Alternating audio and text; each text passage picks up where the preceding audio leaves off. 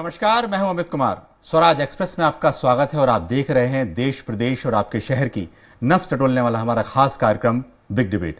कांग्रेस के युवराज राहुल गांधी के हिंदुत्व पर एक बार फिर सियासी सवाल खड़े हो रहे हैं। राहुल गांधी अपनी 150 दिन की भारत जोड़ो यात्रा के दौरान करीब एक पखवाड़ा मध्य प्रदेश में भी गुजारेंगे। मध्य प्रदेश में राहुल गांधी यहां की सियासी नब्ज को धर्म और आध्यात्म के बहाने टटोलने की कोशिश करेंगे। वे न सिर्फ नर्मदा स्नान करेंगे बल्कि महाकाल के दर्शन भी करेंगे। राहुल गांधी का यह प्रोग्राम हिंदुत्व को अपने हक की तरह मानने वाली बीजेपी को पसंद नहीं आ रहा है। वहीं प्रदेश के गृह मंत्री नरोत्तम मिश्रा का दावा है कि राहुल गांधी सिर्फ चुनाव के समय हिंदुत्व को याद करते हैं। वे इसी बिना पर राहुल गांधी को इच्छाधारी हिंदू करार दे रहे हैं। ऐसे में कांग्रेस का पलटवार होना भी स्वाभाविक है। इस चर्चा के लिए हमारे साथ मेहमानों का खास पैनल मौजूद है। इस मुद्दे पर ज्यादा चर्चा के लिए मौजूद हैं हमारे साथ स्टूडियो में है वरिष्ठ पत्रकार अजय बुकेल जी और कांग्रेस विधायक राकेश मावई जी और आलोक संजर साहब बीजेपी से हैं, पूर्व सांसद हमारे साथ हैं। आपका बहुत बहुत शुक्रिया। सबसे पहले रुक करते हैं आलोक जी, आपके पास आना चाहेंगे।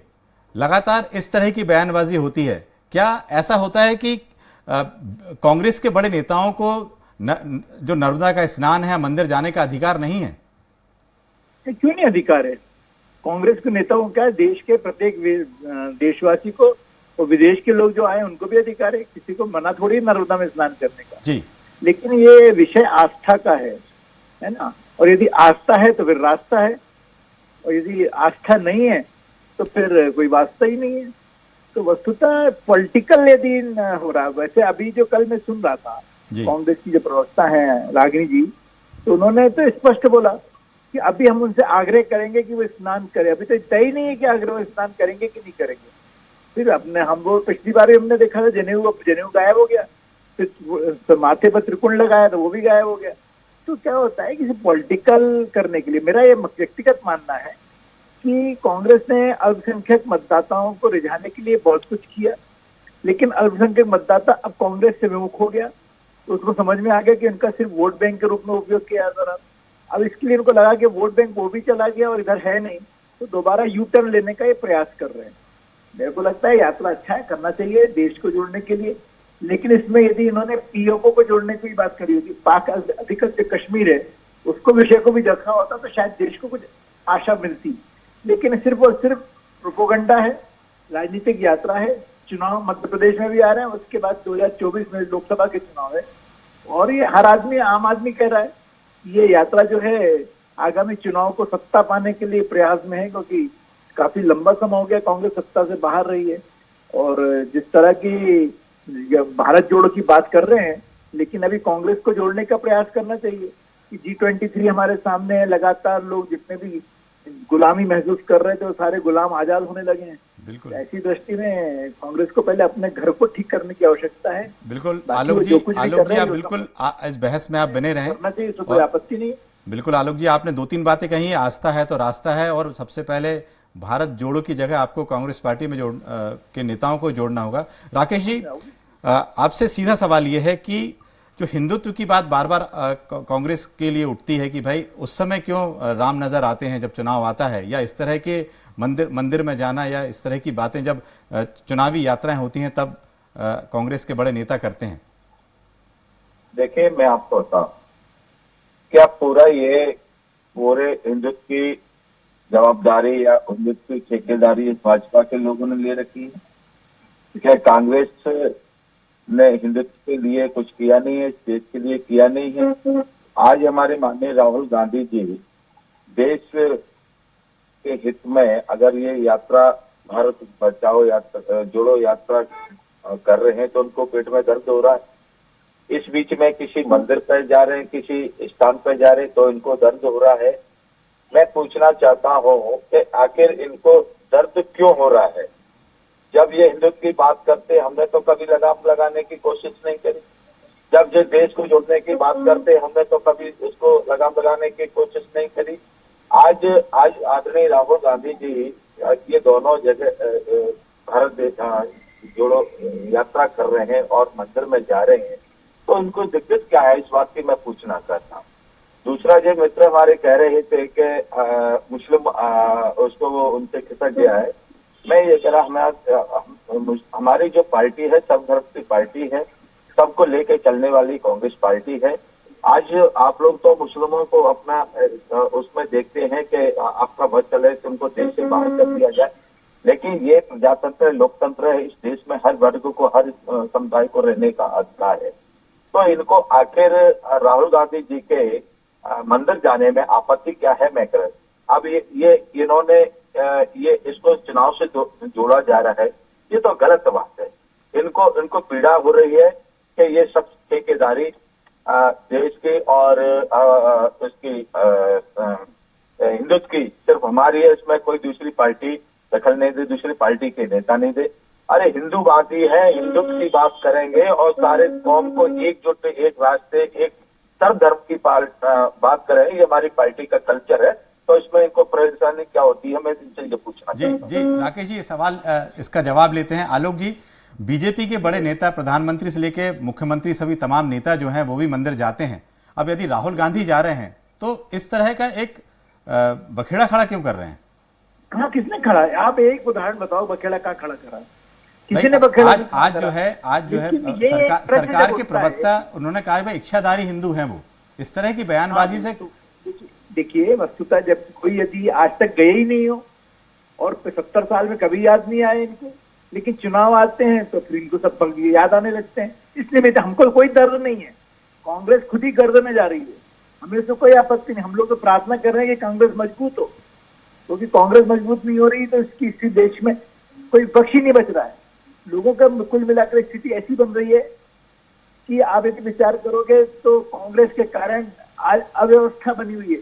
अब कांग्रेस आपस में बिखर रही है, हर प्रदेश में आप देखो वहां पे जा रहे हैं तो विपक्ष बचा नहीं है। 40-40 लोग सांसद जीत के आ रहे हैं, मात्र विपक्ष की भूमिका में नहीं आ पाते। तो ऐसी स्थिति में कांग्रेस को तो मजबूत होना ही चाहिए, वो यात्रा निकालें या यात्रा निकालने के बाद और भी कुछ काम करें। लेकिन वस्तुतः मैं एक बात कहना चाहता हूं कि तुष्टीकरण की राजनीति कांग्रेस करती है।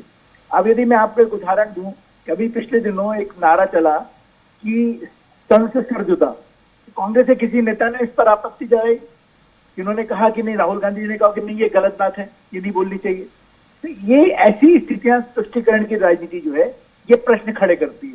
ताकि हमें कोई आपत्ति नहीं है, खूब नहाए, गंगा में नहाए, जमुना में नहाए, नर्मदा में नहाए, बस इतना ध्यान रखे कि नर्मदा उल्टी बहती है, उसका चिंतन करने की आवश्यकता कांग्रेस को है।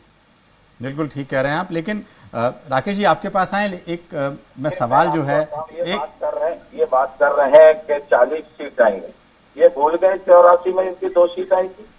तो ये तो जनता का आदेश है, इसको तो सबको मानना चाहिए। कभी आप बिल्कुल मानना चाहिए। 2 सीट थी पूरे देश भर में। हाँ। तो और हो सकता है कि आने वाले में 2 भी नहीं गए आपकी। समय का हमारे यहाँ जब 2 आए थे तो भारतीय जनता पार्टी के हमारे सब लोग इकट्ठा थे। समय सबका आता है। 40 आने के बाद भी आप लोग बिखर गए। आप इतने डरे हुए क्यों है राहुल गांधी जी से कि आप बेटी का सहारा ले रहे हैं, कांग्रेस के लोग राहुल गांधी जी को मंदिर में जाने से रोक रहे हैं और आपत्ति कर रहे हैं, और वो भारत में यात्रा कर रहे हैं, उसमें भी आपत्ति है। आखिर राहुल गांधी जी से डरे क्यों हुए, ये मैं पूछना चाहता हूँ उन लोगों से। जी राकेश जी बहुत बहुत धन्यवाद, आपने अपनी बात रखी और इस बहस में जुड़े, आपका बहुत बहुत धन्यवाद। एक सवाल मैं लेना चाहता हूँ अजय जी, क्या लगता है इस तरह से हिंदुत्व वाली बातें जब शुरू होती हैं और एक दूसरे पर हिंदुत्व को लेकर कटाक्ष होते हैं, तो लगता है कहीं जो मुद्दे हैं, जो जनता से जुड़े मुद्दे हैं, वो कहीं गायब हो जाते हैं? निश्चित रूप से अगर राहुल गांधी की जो यात्रा है उसमें इस बात का खास तौर पर ध्यान रखा गया है कि हिंदू वोटरों को कैसे वो लुभा सकें, और इसीलिए वो महाकाल भी जा रहे हैं, नर्मदा स्नान भी कर रहे हैं, शिप्रा स्नान भी करने वाले हैं, जो भी है। तो कुल मिला के यात्रा का जो प्लानिंग किया गया है, जो योजना बनी है, वो इस तरह से बनी है कि बहुसंख्यक वोटर कांग्रेस की तरफ आकर्षित हों, क्योंकि कांग्रेस का सबसे बड़ा संकट यही है कि बहुसंख्यक वोटर जो है उससे दूर चला गया है। जब तक वो उसके साथ नहीं आता है तब तक कांग्रेस का रिवाइवल बहुत मुश्किल है। जी। दूसरी बात एक और है कि इस यात्रा का चुनावी नतीजा क्या आएगा, ये तो आगे की बात है, लेकिन इसका सीधा सीधा संबंध कांग्रेस के अंतर संघर्ष से भी है। राहुल गांधी की लीडरशिप को कांग्रेस में पुनर्स्थापित करने के लिए भी यात्रा निकाली जा रही है, ऐसा लगता है, क्योंकि कांग्रेस में गांधी परिवार के नेतृत्व पर सवाल उठ रहे हैं और जैसे अब लोग पार्टियां छोड़ रहे हैं लगातार, और गांधी परिवार की सत्ता को लेकर के चुनौती मिल रही है। तो इसको देखते हुए इस परिप्रेक्ष्य में भी ये यात्रा कांग्रेस को में गांधी परिवार की और खासकर राहुल गांधी की लीडरशिप को बनाए रखने के लिए भी ये यात्रा है। और अगर कांग्रेस पार्टी अगले चुनाव में जीतती है तो आगे की बात है। अगर गांधी परिवार की सत्ता कायम रहती है तो भी ये यात्रा आंशिक रूप से सफल मानी जाएगी। बिल्कुल आपने ठीक कहा है कि यदि ये यात्रा सफल होगी तो कांग्रेस को बड़ा फायदा होगा। इस समय हमारे साथ पूर्व मंत्री और कांग्रेस के वरिष्ठ नेता मुकेश नायक जी जुड़ गए हैं। मुकेश जी, आपको आवाज आ रही है? मुकेश जी? जी मुकेश जी, आज जिस तरह की बात कर रहे हैं, जो मैं आपको सुन पा रहा हूं जी, ये है कि जिस तरह से जो बहस चल रही है कि इस समय जो मुद्दा है कि इच्छाधारी हिंदू बोला जा रहा है, इस समय जो राहुल गांधी है उनकी यात्रा को जिस तरह से वो मध्य प्रदेश में आएंगे और यहाँ पर वो स्नान करेंगे, क्षिप्रा में है, नर्मदा में है या महाकाल मंदिर जाएंगे, जिस तरह का प्रोग्राम उनका यहाँ पर 15 दिन का प्रोग्राम है, तो लगता है कि दूसरे पहले इसके आदिवासी मुद्दा था, फिर उसके बाद ये हिंदुत्व का मुद्दा आ गया, तो लगता है कहीं असली जो मुद्दे हैं वो कहीं भटक जाते हैं। ऐसे में असली मुद्दे पर इस देश में कौन बात करने तैयार है? भूख पर, अज्ञान पर, अशिक्षा पर, महंगाई पर, रोजगार पर कौन बात करने तैयार है? अगर राहुल गांधी क्षिप्रा में स्नान कर ले तो वो हिंदू हैं और ये रोज उग्र हिंदू राष्ट्रवाद की परिकल्पना के द्वारा एक सांप्रदायिकता के सामने दूसरी सांप्रदायिकता को खड़ा करे तो ये ठीक है। मुझे एक चीज बताइए, सरकारों का काम क्या है? सरकार का काम ये है कि कोई भी देश में अशांति पैदा करे, सांप्रदायिकता पैदा करे, आतंकवाद पैदा करे तो सरकार के पास कानून है, संविधान है, पुलिस है, उसको देखरेख करना चाहिए। लेकिन एक सांप्रदायिकता के सामने दूसरी सांप्रदायिकता को खड़ा करना, एक कट्टर विचार के सामने दूसरे कट्टर विचार को खड़ा करना, आस्थाओं का दोहन करना, धर्म, संस्कृति और सनातन परंपरा को राजनीति का औजार बनाना, ये कौन कर रहा है देश में? लेकिन बीजेपी बार बार यही कह रही है कि अगर कोई रथ यात्रा, जी, बीजेपी का आरोप है या कि आपको राम या इस तरह की हिंदुत्ववादी बातें तभी याद आती हैं जब चुनाव करीब आते हैं। जी मुकेश जी, कोई बीजेपी ने भगवान राम का ठेका ले रखा है क्या? या बीजेपी ने क्षिप्रा नदी में स्नान करने का ठेका ले रखा है क्या? कोई बीजेपी टिकट दे रही है क्या कि जिसको टिकट मिलेगा वही क्षिप्रा नदी में स्नान करेगा? जिसको बीजेपी टिकट देगी वो महाकालेश्वर में रुद्राभिषेक करेगा, धर्म स्थानों पर वो जाएगा जिसको बीजेपी कहेगी। जी, सबकी अपनी अपनी आस्थाएं हैं, सबके अपने अपने विश्वास है, श्रद्धा है, परंपराएं हैं, उसके अनुसार सब अपना अपने परंपराओं का पालन करते हैं। इसमें क्या दिक्कत है? जी मुकेश जी, इसका जवाब आलोक संजर जी पूर्व सांसद हैं, हमारे साथ फोन लाइन पे हैं और इस डिबेट में हिस्सा ले रहे हैं। आलोक जी, यदि आपने सुना है तो मुकेश जी का साफ साफ कहना है कि ये धर्म की बात जो है बीजेपी के अकेली नहीं है और कहीं उनका ऐसे कोई ठेकेदारी किसी की बनती नहीं है। तो और जिस तरह से राहुल जी, मुकेश जी भाई साहब जो बोल रहे हैं वो गलत नहीं बोल रहे, सही बोल रहे हैं कि धर्म की ठेकेदारी नहीं है, किसी की नहीं, बीजेपी की भी नहीं है। लेकिन जो लोग भ्रमित करने का काम करते हैं, कहते कुछ है करते कुछ है, चुनाव के समय आके दूसरे रूप में आ जाते हैं, त्रिकोण पे माथे पे त्रिकोण लगा लेते हैं, जनेऊ पहन लेते हैं, फिर उसके बाद सब गायब हो जाता है, गंगा में स्नान कर लेते हैं भाई बहन, उसके बाद चुनाव हार जाते हैं तो फिर गंगा की तरफ देखते भी नहीं है। ये देश की जनता देख रही है, इसलिए प्रश्न खड़ा हो रहा है। लोग निरंतर यदि जाते रहे तो कोई दिक्कत ही नहीं है, लेकिन निरंतर जाते नहीं, क्योंकि जब भी जाते हैं तो टेलीविजन पर दिखाई देते हैं और उसके बाद जब दिखाई देते हैं तो उसका सालों नहीं दिखाई देते हैं। तो ये इसलिए देश के सामने प्रश्न खड़ा हो रहा है कि आस्था की मात्रा, ये यात्रा की मात्रा कितनी है, आस्था की मात्रा कितनी है? तो मात्रा है ही नहीं वहां पर। यदि धर्म के प्रति आस्था है दीदी तो निश्चित रूप से उसको स्वीकार किया, किसने मना करा? कितने हमारे कांग्रेस के मित्र मेरे साथ ही ये तीर्थ यात्राओं पर गए, कभी किसी ने कोई आपत्ति नहीं उठाई। आलोक जी एक बात है कि आखिरकार बीजेपी व्यक्तिगत हमले क्यों करती है नेताओं पे? नहीं देखिए, जो व्यक्तिगत दिखाई देगा, जो टेलीविजनों पे जाएंगे, दिखाएंगे, बताएंगे कि साहब हम तो यात्रा, हम स्नान करने जा रहे हैं। अभी तो ये बताऊं मैं आपको, सबसे बड़ी बात ये है कि अभी जो रागनी जी, जो उनके प्रवक्ता है, उन्होंने यही कहा है कि हम उनसे आग्रह करेंगे कि वो स्नान करें नर्मदा का। अभी तो तय नहीं हुआ है। कल मैं जो रात के नेशनल चैनल से देख रहा था तो उन्होंने कहा कि हम आग्रह करेंगे, उनको बोलेंगे कि हाँ मध्य प्रदेश के लोग चाहते हैं कि आप नर्मदा स्नान करो। अभी करेंगे कि नहीं करेंगे, इस पर ही प्रश्न चिन्ह खड़ा नहीं, हुआ है। इसमें हम जवाब ले लेते हैं। मुकेश जी जो मध्य प्रदेश का कार्यक्रम है, क्या कार्यक्रम रहेगा, अभी जानकारी मिल जाएगी। जी मुकेश जी, राहुल जी का जो कार्यक्रम, अगर राहुल गांधी जी की इच्छा होगी तो वे स्नान करेंगे, अगर उनकी इच्छा नहीं होगी तो वे स्नान नहीं करेंगे। उनकी निजी आस्था का विषय है इसको। अच्छा, दूसरा, किसी श्रद्धा, किसी विश्वास को नापने का कोई पैमाना है क्या? है, श्रद्धा का स्वभाव है। श्रद्धा के बारे में कहा है हमारे विद्वानों ने कि श्रद्धा तो घटती बढ़ती रहती है। कोई गुरु अगर अपने आचरण का ठीक से पालन न करे तो उसके शिष्यों की उसके प्रति श्रद्धा घट जाती है। तो पूरे दौरे के दौरान राहुल गांधी जो उनको दौरे में सुविधाजनक लगेगा, जो जनहित में लगेगा, जो हमारे सेंटीमेंट को स्पर्श करेगा, पब्लिक परसेप्शन को स्पर्श करेगा, जिससे सामाजिक, राजनीतिक और सब प्रकार के लाभ हमारे राजनीतिक दल को होंगे, उसके अनुसार हम अपना प्रोग्राम बनाएंगे। इसमें कोई गलती क्या है? बिल्कुल कोई गलती नहीं है। मुकेश जी, एक और छोटा सा सवाल है, आलोक जी आपके पास आते हैं कि इस पूरे भारत जोड़ो यात्रा में कांग्रेस को जोड़ने की बात अभी आलोक संजर जी कह रहे थे